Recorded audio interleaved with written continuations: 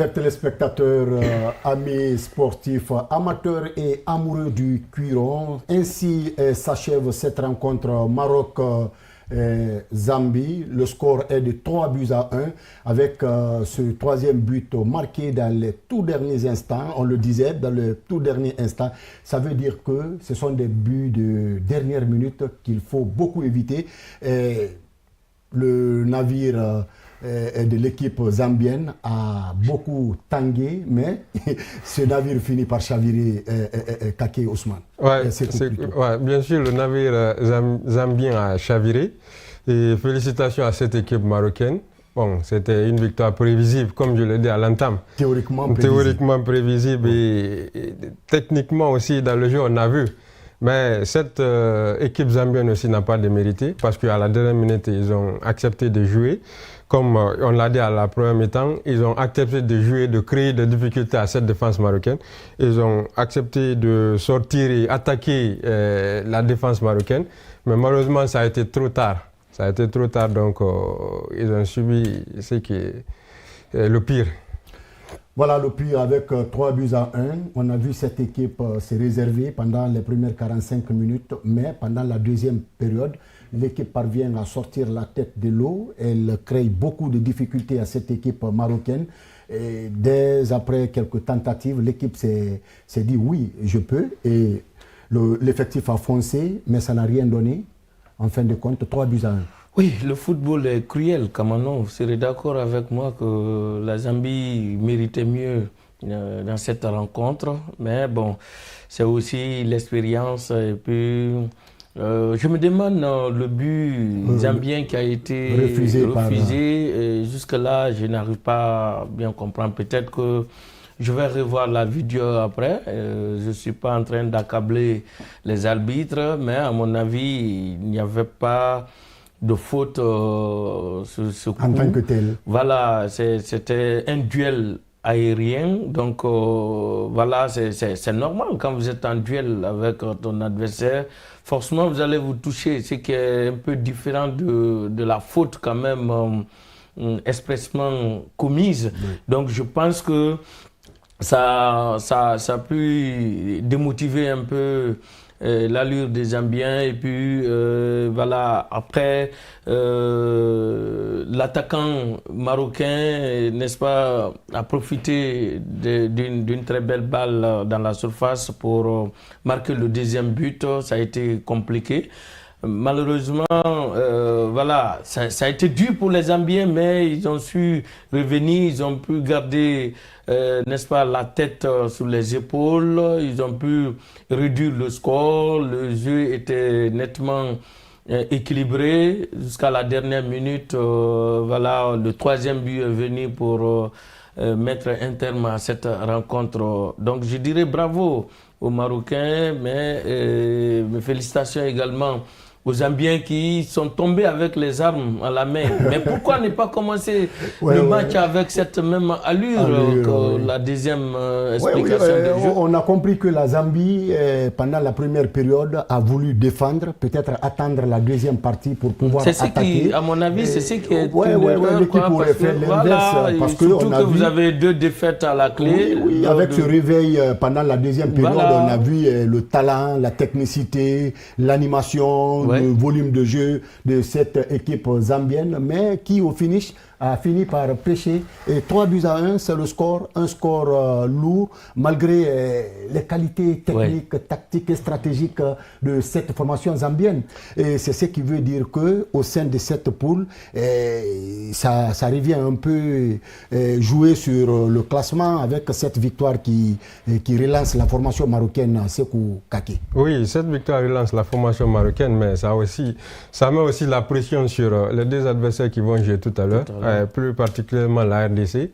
Mais ce qu'il faut retenir dans ce match, dans cette rencontre, la Zambie, comme les 2 matchs précédents, la Zambie a joué avec une réserve. Pourquoi? Parce que les 2 matchs précédents, la Zambie est venue, comme je l'ai dit à l'entame, ils se jetaient dans le match. Donc en première période, je l'ai dit, c'était une période d'observation. vous allez remarquer avec moi le premier quart d'heure, la Zambie était statique dans son camp et attendait l'adversaire. Et puis, quand l'adversaire vient, ils enclenchent le pressing. Donc, c'est ce qui n'a pas marché. Malheureusement, je l'ai dit, on a dit en seconde période, lors de la mi-temps ici, on a dit il faut que ça passe ou ça casse. Ils étaient obligés de sortir maintenant attaquer. C'est ce qui s'est passé en cette seconde période. Mais malheureusement, ça a été tardif et ça n'a pas porté assez de fruits. Je vais revenir par rapport à la faute au but annulé par l'arbitre de l'équipe zambienne. Vous savez, dans ce genre de situation, dans la petite surface, le défenseur ou le gardien ont la priorité par rapport à l'attaquant. Donc si vous regardez un peu l'image, l'attaquant en ce temps avait une petite charge sur le défenseur. Donc je crois que ça justifie un peu. Celui qui a marqué le but, n'a touché personne, sauf que deux adversaires se battaient dans la surface. Mais c'est le défenseur marocain qui est tombé quand même. Donc moi je pense que ça, c'est un peu sévère. Moi, je crois que sur cette faute, chacun a sa lecture de la situation. Mais qu'à cela ne tienne, retenons que le Maroc vient de gagner sur le score de 3-1 face à l'équipe Oshi Polo Polo de la Zambie. Tout à l'heure, nous serons encore sur ce plateau pour continuer à parler de ces rencontres, de cette compétition. CHAN Total Energy 2024 joué en 2025. Le deuxième match va opposer l'Angola à la formation de la RD Congo qui certes est beaucoup attendu. Ce match aussi est un match très important, Mambi. C'est un match crucial parce que l'Angola est dans une bonne position par rapport à la RDC qui a déjà goûté la défaite et l'Angola a une victoire et un match nul. Donc l'équipe qui va remporter cette partie certainement sera bien placée pour la qualif. Et le dernier match de Kenya, c'est une poule qui est très très compliquée. Même le Maroc n'est pas encore qualifié. Voilà, tout va se jouer lors de la dernière journée. Au niveau de cette poule, c'est une poule coriace, si vous voulez, c'est la poule de composée de gros morceaux. Ah oui, ça c'est clair. Voilà, c'est comme la poule également de la Guinée, la poule C, c'est aussi une poule compliquée avec beaucoup de gros morceaux, il faut le reconnaître.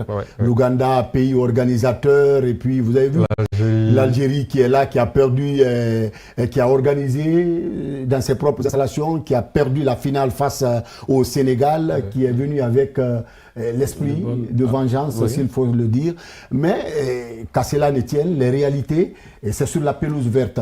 Chers téléspectateurs, si vous nous regardez à Conakry, dans les casernes militaires et paramilitaires ou dans les 4 régions militaires dans l'arrière-pays, merci d'être des nôtres. Ce n'est pas encore terminé. Nous allons revenir sur ce plateau pour parler du match Angola-RD Congo au compte de la 4e journée dans cette poule A. 4e journée sur 5, bien sûr. Tout à l'heure, le Maroc a gagné 1-0 face à la Zambie. 3-1, merci. Merci. Quand on est surchauffé, ça arrive. Voilà. 3-1 face à l'équipe zambienne qui est en position très déséquilibrée dans cette compétition. Non, mathématiquement, la Zambie est éliminée. Donc, la Zambie n'a plus de chance pour poursuivre cette compétition. Elle va attendre le dernier match, certainement. Un match appelé dans le jargon, match de plié bagage. Formalité.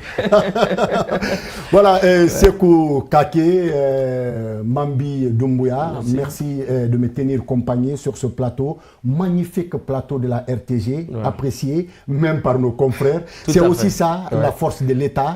Merci à tout un chacun. Merci, chers téléspectateurs. Continuez à regarder les émissions de la Maison Mère. Tout à l'heure, nous serons sur ce plateau pour parler du match Angola RD Congo au compte du CHAN Total Energy 2024. Gardez votre position de confort. Ce n'est pas encore terminé car nous venons de commencer. Merci.